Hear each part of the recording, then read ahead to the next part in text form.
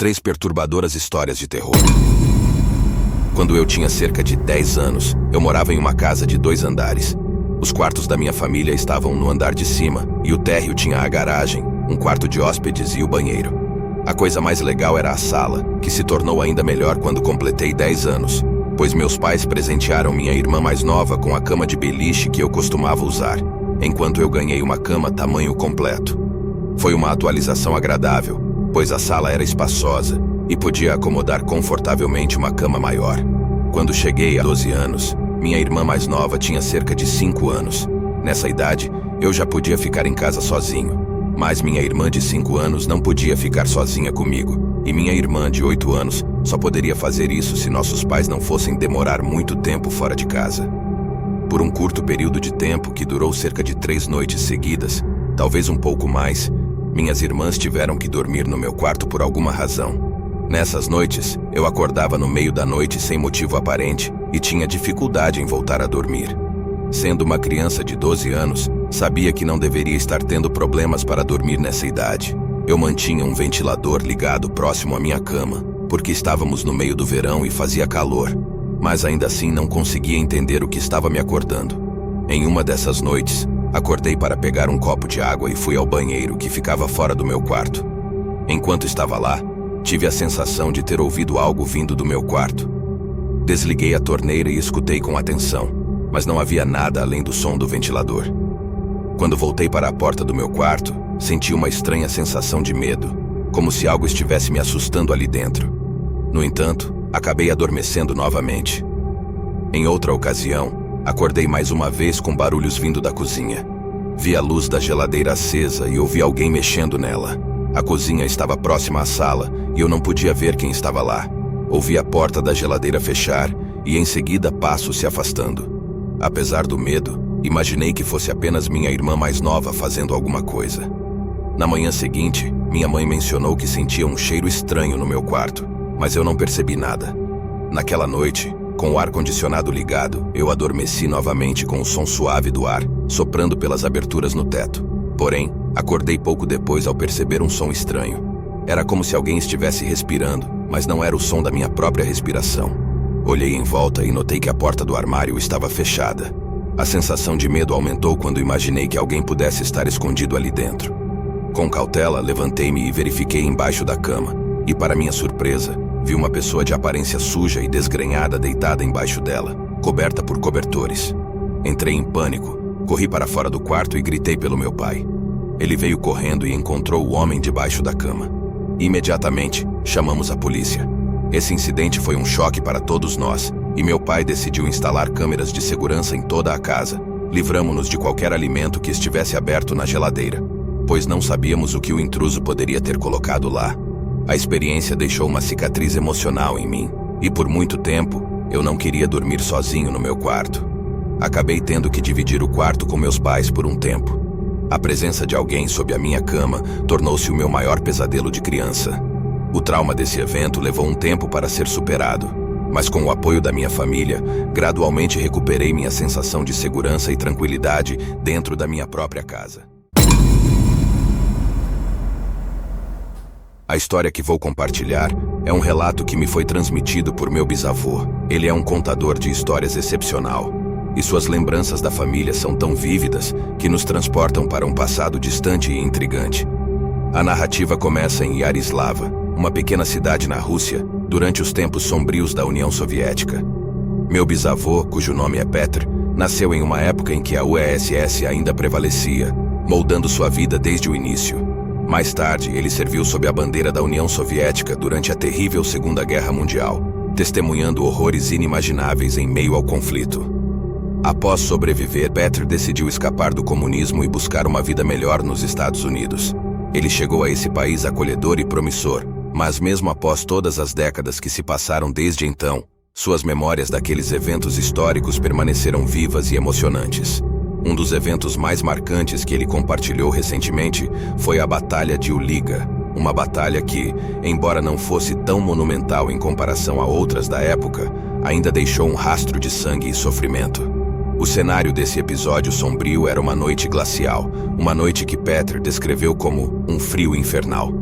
O vento cortante e a neve incessante se mesclavam em um cenário apocalíptico, contribuindo para o suspense da história que se desenrolava. Os sobreviventes da batalha encontraram refúgio em um pequeno prédio parcialmente intacto, uma raridade em meio à destruição que cercava a região.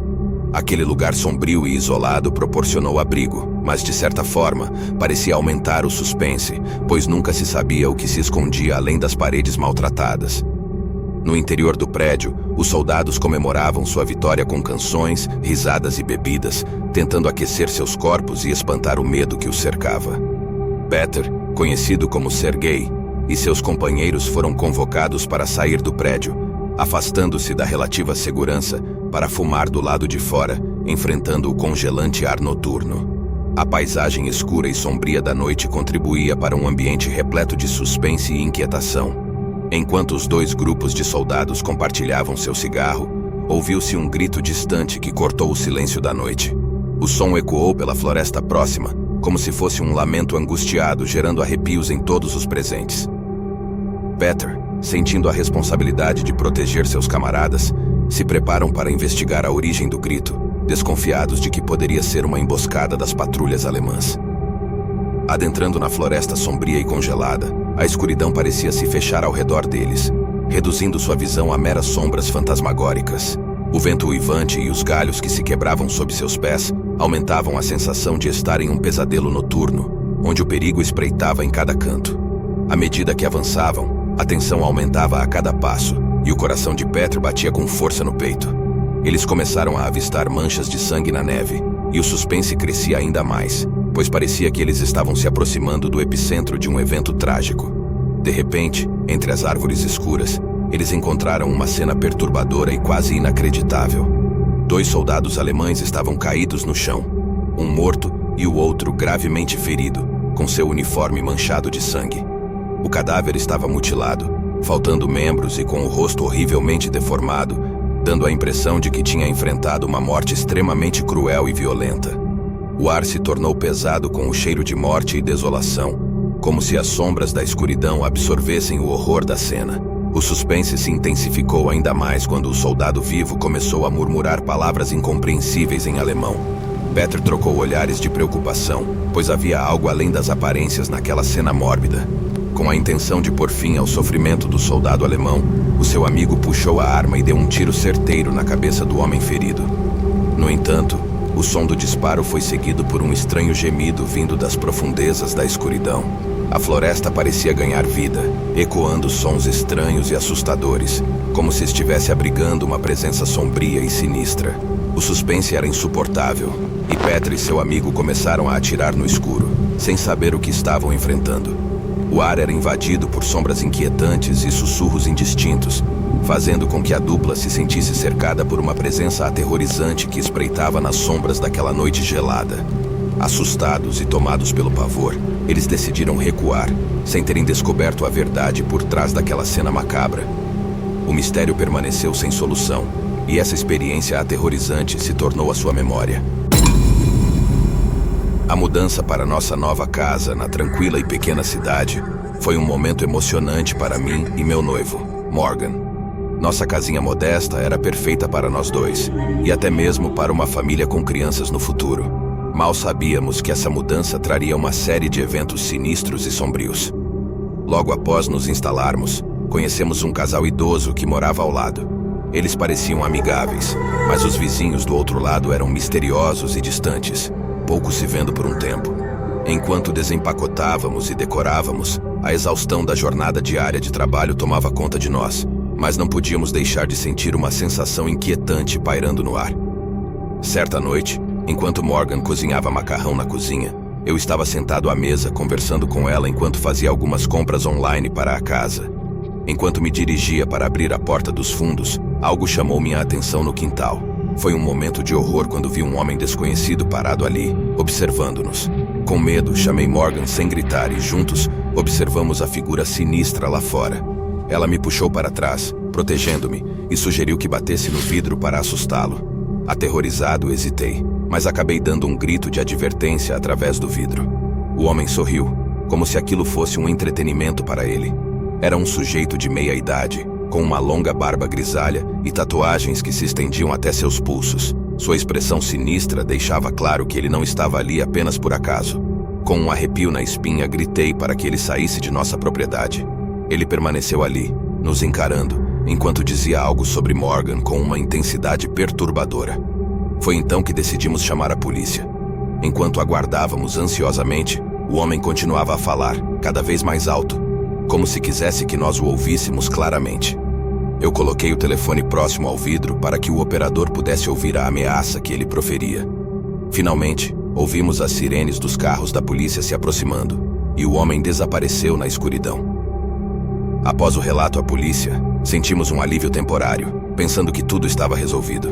No entanto, naquela mesma noite, enquanto assistíamos televisão na sala, ouvimos um barulho vindo do quintal novamente. Fui até a janela e, com cautela, abri uma fresta nas cortinas.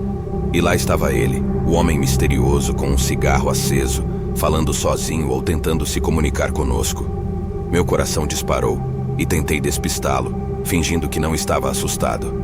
Gritei que chamaria a polícia novamente, mas o homem começou a bater na janela, dizendo coisas horríveis e perturbadoras. Protegi Morgan e chamei a polícia mais uma vez, pedindo-lhes para virem imediatamente. Dessa vez a polícia chegou rapidamente, mas o homem havia sumido novamente antes deles chegarem.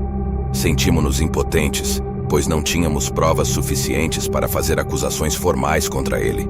Mais tarde, descobrimos que o homem era conhecido por ser violento com sua ex-mulher e tinha problemas com álcool e drogas. Ele morava a algumas quadras de nós, e seu comportamento ameaçador nos deixou em alerta constante.